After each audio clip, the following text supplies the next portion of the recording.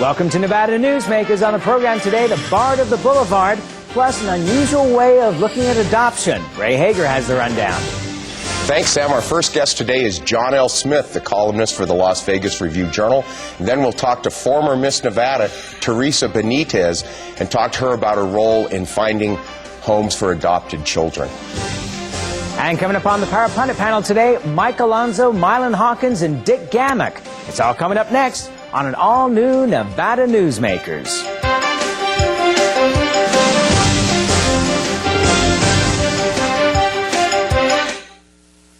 Nevada Newsmakers, brought to you in part by the Tahoe Reno Industrial Center, the world's largest industrial park, the resort at Red Hawk, and the Peppermill family of casinos.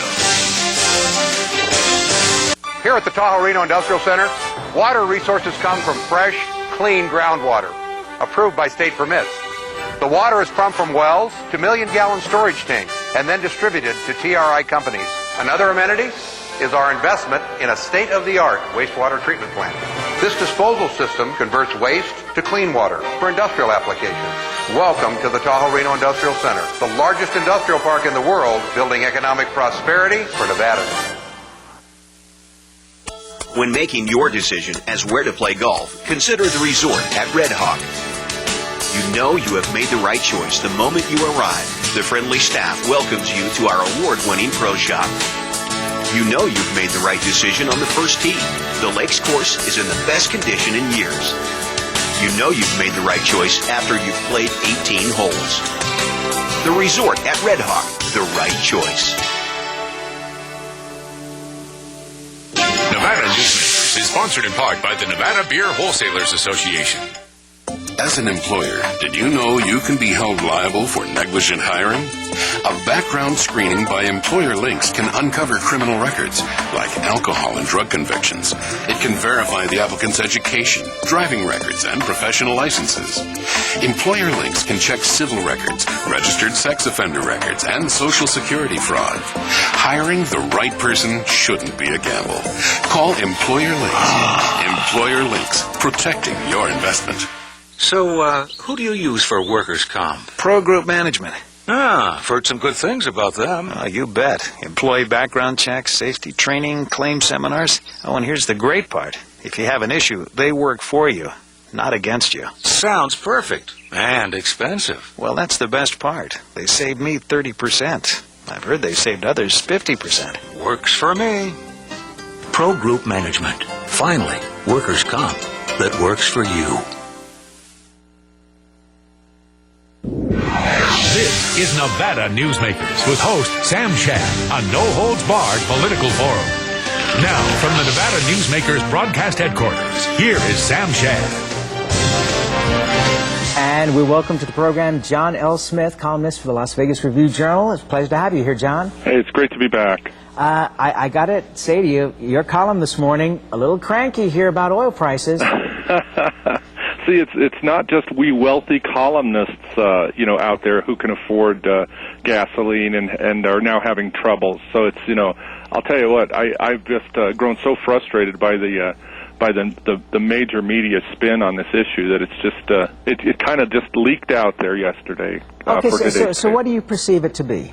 Pardon? What do you perceive it to be? Well, clearly, the OPEC nations have basically had the ability to gouge customers almost at will. They've had ability to set oil prices, to manipulate oil prices, and certainly the war in Iraq is affecting that, and certainly consumption in the Far East is affecting that. But the bottom line is that their profits are at record levels, and if their profits are at record levels, it's because they're making more money and by producing a similar amount of oil. Okay, John, I got one word for you. Yeah. Hummers. We are idiots in this country. We are driving vehicles that consume enormous... What do Hummers get? Like 10 gallons to the mile? Is that? Yes. Arnold Schwarzenegger's got one. I mean, what are we doing here? If we're taking this serious, we're crazy. That's very true. Americans are pigs, and I absolutely agree with that. We're gasoline pigs. But the other part of it is this, that there's nothing new in that. We can cut back, and certainly maybe the rising price of gasoline, we'll have people buy Hummer Juniors, like a Whopper Junior. It'll only have half the fat or half the. At any rate, obviously there are issues that make this complex. But when you're paying it at the pump, you just want to vent. Well, I got to add one more thing before I let Ray jump in here because he's chomping at the bit. But the other thing is refining capacity. I mean, when was the last time they built a new refinery in this country? We have a few refineries in Northern California, but it doesn't matter how much oil we get out of the ground. If we can't refine it, we can't have an excess quantity, and therefore prices are not going to go down. It's just a commodity like anything else. Well, that's very true, and it's to the oil companies' benefit not to create more, because that would drive prices down. That would, of necessity, you'd have higher oil and gasoline stocks in reserve. Some of the oil companies have already been fined for depleting reserves and basically holding stock back is what they're doing. In order to keep the prices inflated, because it affects their bottom line. I mean, there are record quarterly profits for ExxonMobil and Shell, International Shell. So, I mean, they are certainly, they're not hurting. We're the ones hurting by paying it at the pump. Well, John, speaking of hurting with money, let's talk about the upcoming trial of the Hells Angels and Mongol bicycle clubs that got into the riot in Laughlin a few years ago that resulted in 3 people dying. In a recent column, you pointed out that how much justice is Nevada willing to pay for, because to bring these people to justice, it's going to take millions and millions of dollars. Could you comment on that? Sure, certainly. One of the ironies of having a deadly rumble in the middle of a casino, as the Hells Angels and Mongols did at the Harrah's Laughlin 2 years ago. One of the ironies is, of course, you do nothing that isn't on tape. And so their whole fight was on videotape. It took months and months to put that onto digital and to break it down into a section by section way in order for the prosecution to actually identify who some of the people swinging hammers and wrenches and shooting at each other, who they actually were. So that has taken a great amount of time, effort, and money. What's happening here is you have a couple of different things going on. The state is really embarrassed. I mean, let's face it, when major motorcycle gangs have a shootout in a casino, it sends a very bad message. To say the least. And it hurts the all-night buffet. Yeah, I mean, I know that we're into these alternative kinds of entertainment in Las Vegas these days, but I don't think it includes revving Harleys and 45 automatics flying back and forth. So, you've got that to take care of. The fact is that there was a substantial amount of criminal activity that went on, although the defense attorneys will argue that it was all self-defense. On the other side, you have the federal investigation going on, and they're working at a different level. That level is they're basically looking at the Hells Angels group as an organized crime cartel and with international connections. So they're pursuing this case. They're seeing this case as a way to break the back of the Hells Angels. Why they're not also breaking the back of the Mongols is a really good question, in part because they had FBI undercover agents and associates in the Mongols gang at the time of this shootout. So there are a lot of things going on in this case. My bottom line is this. If the whole point is for the prosecution is to put somebody away for 100 years, well, one of these cases can do that.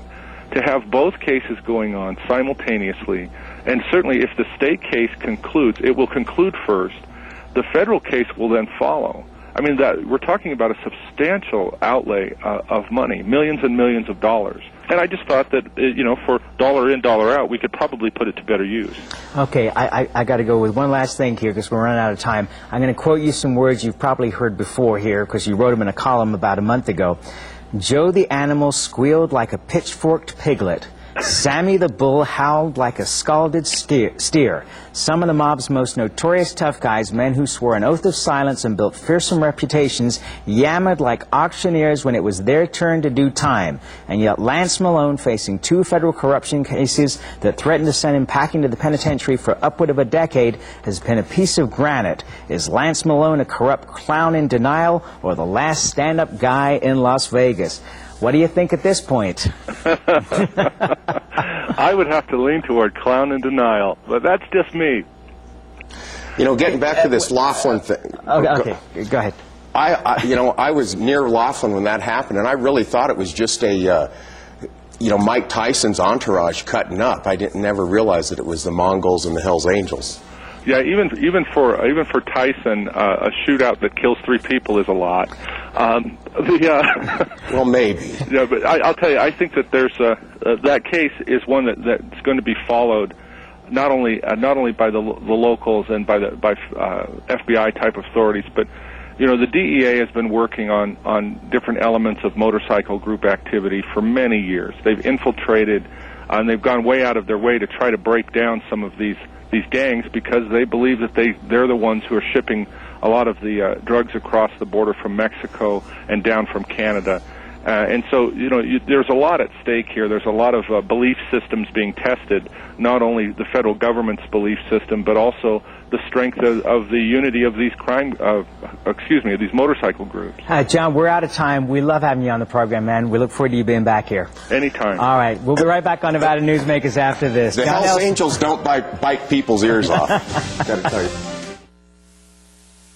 For a videotape copy of any Nevada Newsmakers program, call 775-857-2244. The tapes are $20 each, including shipping. My family started this business 27 years ago. We work hard to serve our customers and our community. But it's getting harder and harder to keep the doors open. For example, our workers' comp is going through the roof. Isn't anyone on my side anymore? The Retail Association of Nevada is. If you're a small business owner, we can cut your workers' comp by up to 50%, lobby for your interests, and keep you informed. Put us to work today.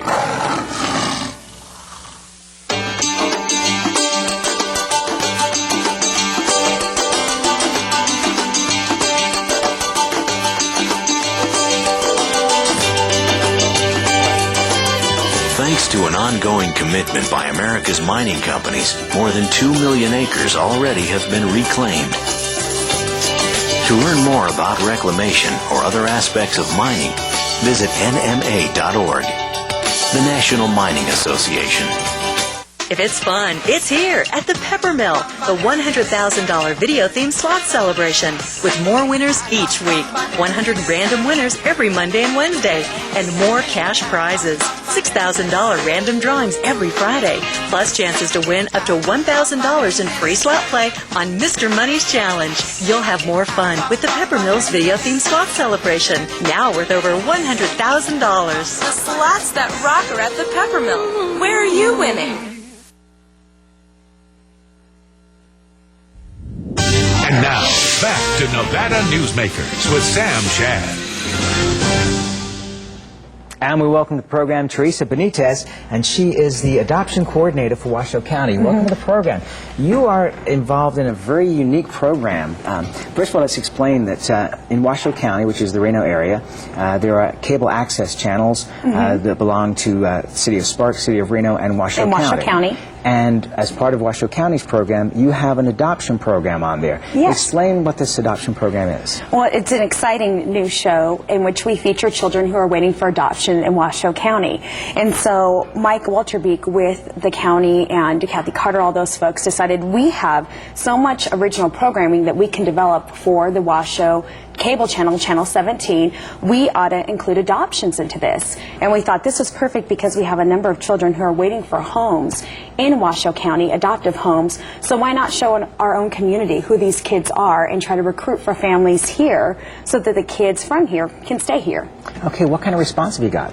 An amazing response, and we are so happy that the community seems to be very receptive to the new show. We've had a number of calls. In fact, I think we had about 30 calls after the first airing of the television show. So I'm glad to know that Northern Nevadans are watching, and they're calling to find out about who these kids are. Well, Teresa, this show does have its critics, and the critics say that what you're doing is invading these children's privacy by putting them on television. They likened a show to a show where you find homes for household pets. Could you respond to that? You know, I would say that the welfare and the well-being of these children is our ultimate concern. We do have a court order to recruit, and the court mandates us to recruit for an adoptive home when our agency becomes aware of the fact that sending this child back to their biological parents is not going to be an option. And before a child is ever aired on television, before their picture is taken, we have extensive conversations with this child about the adoption process. In fact, they work a number of times with therapists to prepare them for adoption and to get ready for their new adoptive families. And I'll tell you, I have yet to meet a kid who is not enthusiastic about finding their forever family. Well, I have to use a personal example here because my granddaughter, just a couple of Fridays ago, was permanently adopted by her new stepfather. Congratulations. Thank you. And to see what occurred with this 7-year-old child from the time that she found out that she was going to be adopted and through the process, which means that there is a discussion with the court as well as with the counselors and all the way through, and the pride, and I can't even describe really the connection. You know, there's a missing parent when a child does not have parents, and it's not a little deal. It's a huge deal. It's an amazing big part of this child that gets filled when they know that they have a forever family and parents who are making a lifelong commitment to love them, especially the children in the child welfare system, because they don't end up in adoptions by simply appearing there. They've been through the foster care system, they've been through the child welfare system, and by the time they get to me, they are very excited to have a happy, healthy, permanent home in which they're looking for parents who just want to love them. And in Washoe County, we celebrate Adoption Day. In fact, we have a big event coming up in November. That's National Adoption Month. But twice a year, we've been holding adoption days where all the kids are at the family courts, and it's when the adoptions are finalized. And there is not a day that is happier for these kids than when they legally become adopted by a parent. And the look in their eyes, and just, it's written all over their entire body language in their face. They are in love with their families. And there's not a dry eye in the house. Oh, no, not at all. Not at all. Now, Teresa, this television program is funded by a $72,000 grant from the federal government, but it's not the only part of the program. No. Don't you have billboard advertising, radio spots? Could you explain all that? We're really trying to make this a well-rounded campaign where, in addition to the TV show, we are launching billboards to feature children who are waiting for adoptions, trying to do a lot of PR to increase the awareness of our Northern Nevada community about the need for adoptive homes. And the real reason why is because last year, 39% of the children who we had finalized adoptions with went out of state. And it's really traumatic and hard for a child to, first of all, leave the family that they used to know, but then secondly, leave the community that they've known. If we can keep the kids here adopted by Washoe County families, it means that they can still attend churches that they've gone to, go to the schools they've gone to, continue to have friendships with friends that they've made throughout their lifetime. It means that they get to hold on to a lot more connections than if we had to move these kids out of state. Now, is there something like this in Clark County at this point? You know, Clark County does real aggressive recruitment, and I know the recruiter down there is working diligently to find homes.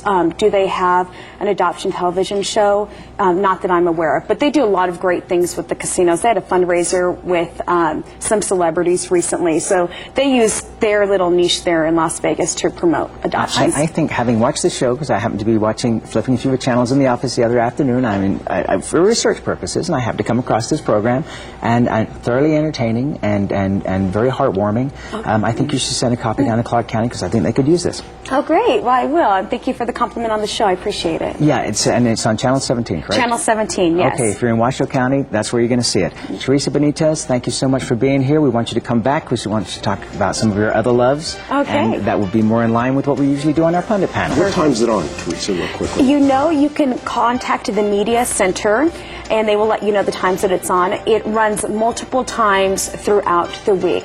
So your odds of flipping onto Channel 17 and having it show up within the hour are pretty good. Okay. You know, it airs more times than Nevada Newsmakers. That will tell you how often it's running. Well, I hope it doesn't air at the same time. We'll be right back on Nevada Newsmakers. This is Nevada Newsmakers. Since its creation more than a decade ago, the Southern Nevada Water Authority has focused on 3 goals: preserving water quality, improving water conservation in Southern Nevada, and meeting the community's current and future water needs. Through thoughtful planning, responsible management, and collaboration, it's succeeding.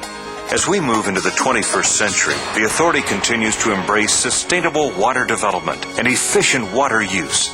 That's our promise to Nevada. When making your decision as where to play golf, consider the resort at Red Hawk. You know you have made the right choice the moment you arrive. The friendly staff welcomes you to our award-winning pro shop. You know you've made the right decision on the first tee. The Lakes course is in the best condition in years. You know you've made the right choice after you've played 18 holes. The resort at Red Hawk, the right choice.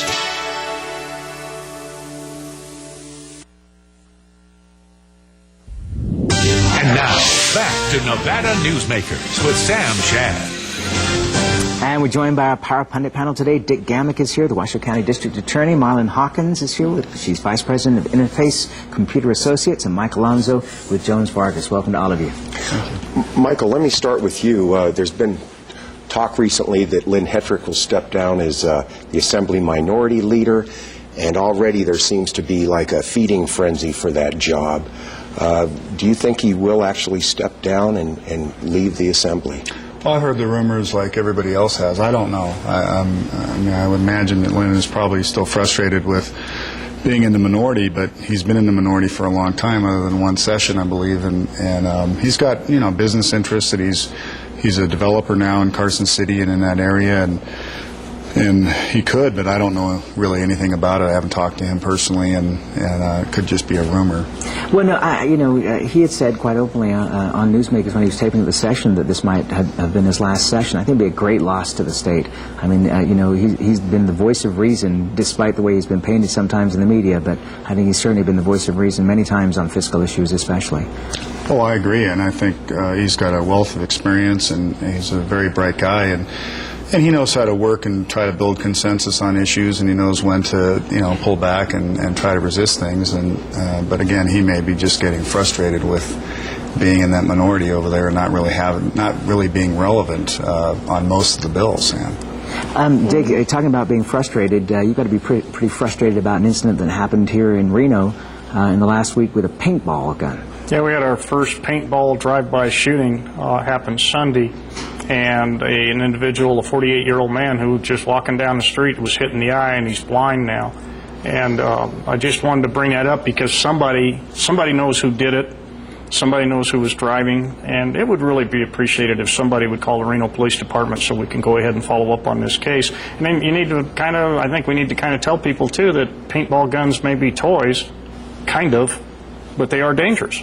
Just like playing with BB guns or any other small weapon like that shoots projectiles are not necessarily lethal, but they are dangerous. So you got to follow the rules. Is this something that's a trend, or is this just a one-off shot? This is the first time we've run into this. I have no doubt in my mind now that the seed has been planted that we're going to see more of it. I don't know if Southern Nevada has had any of these experiences or not, but this is the first time we've had it. Dick, also you took issue that the Hells Angels and the Mongols are not, quote, motorcycle clubs, they're motorcycle gangs. They meet every single definition there is of gangs. They are into drugs, they're into guns, they're into weaponry, they're a little smarter than they used to be. The old ride into town and dominate and take over and do that, although what happened in Laughlin wasn't that far away. So it's still, they're gangs, they're the biggest drug dealing organizations in the world, not just our country. And look it up on the internet. You don't have to take Dick Gammick on this. Look up on the internet as to all the issues that are going on all over the world. Last time I looked everything up, they were having fights with rockets and all kinds of stuff up in Canada and in Europe over the whole drug trafficking. I got to point out one thing. Every time we have this discussion, and we've had this discussion several times, I immediately get phone calls from lawyers and doctors who say, hey, not all members of the Hells Angels are gang members in this manner, but they're members of a motorcycle club. Well, and I'll dispute that to my final breath. If they're a member of the Hells Angels, they are a member of a gang. If they are out as a mom-and-pop motorcycle club, riding Harleys, doing those kinds of things, I'll agree totally. There's doctors and lawyers and all kinds of people doing that, and I'm not adverse to it in the slightest. But for them to keep representing that they're just a mom-and-pop professional organization is just hooey. And I'll fight it from now on. I get the same phone calls. I get phone calls from people that I used to chase around on the streets as gang members that say, we're not a gang, we're a motorcycle club, and we just ride our motorcycles. No, you don't. I want to point These out, are gangs. this is the first time we've used the word hooey on this program. That kept me from saying anything else. There was a story in this morning's paper in the Reno Gazette Journal about the federal government warning us against threats from all kinds of people and all kinds of organizations, and we don't quite know where they are and what country they're from. Those angels. Right. And you know what? I want to point out that we are sitting on a planet that is spinning around the sun in a great rotation, that meteors killed the dinosaurs. Life is full of dangers. Are we just being scared to death again? I really, I think it's important we do live in troubled times. We have lived in troubled times for a very long time, and this isn't the first time. I think that our government needs to rethink the way it prepares us. And we all have the responsibility of doing the same thing in our community. Dick, you're in law enforcement. The police departments should be better prepared. Hospitals need to be better prepared. But you don't need to scare the bejesus out of everybody, you'll pardon my French, by saying, something might happen, we don't know where, we don't know who it's coming from, but it could happen any time now. Well, terrific. The sky could fall any time now. I don't think we're doing a service to anyone in this country by the way our homeland security, which is beginning to sound like intelligence in this country, as an oxymoron. I'm looking at the British government, who did a superb job in tracking people down. Well, with the one exception of killing the Brazilian guy. Yes, who but was you know completely what? innocent. We have gone out, and with all due respects, our law enforcement has killed innocent people too, and not even under subjects that have been quite so devastating as this. Okay, and that's where we got to leave it. We'll be right back on Nevada Newsmakers after this. Nevada Newsmakers, brought to you in part by the Tahoe Reno Industrial Center, the world's largest industrial park, the resort at Red Hawk, and the Peppermill family of casinos. High-tech companies demand perfect world amenities. They require clean, reliable power, state-of-the-art fiber optic communications, and clean water sources. In a perfect world, companies would have immediate access to rail and interstate freeways. There would be 4-lane expressways that shorten shipping times and provide convenient commute routes for valued employees. Well, the future is now, and it's here. Welcome to the Tahoe Reno Industrial Center, the largest industrial park in the world, building economic prosperity for Nevadans. South Reno's hotspot for food, fun, and friends is the Tamarack Junction. Play over 480 of the hottest slots and video poker games. Enjoy hot times and sizzling food specials at Sully's Sports Bar, Grill, and Nightclub. Watch your favorite game on one of our jumbo high-definition plasma TVs. Enjoy great food 24 hours a day in the dining car restaurant. Or sample the best hot and cold sandwiches in the Whistle Stop Deli. The Tamarack Junction is your junction for fun. South Virginia and Amati Ranch Parkway. Yeah. Don't forget, if you miss an episode of Nevada Newsmakers, you can watch it online at nevadanewsmakers.com. Well, Sam, tomorrow we're going to find out why a massive new indoor water park is being built in Reno and not Las Vegas. See you tomorrow. Thank you. Okay, here we go.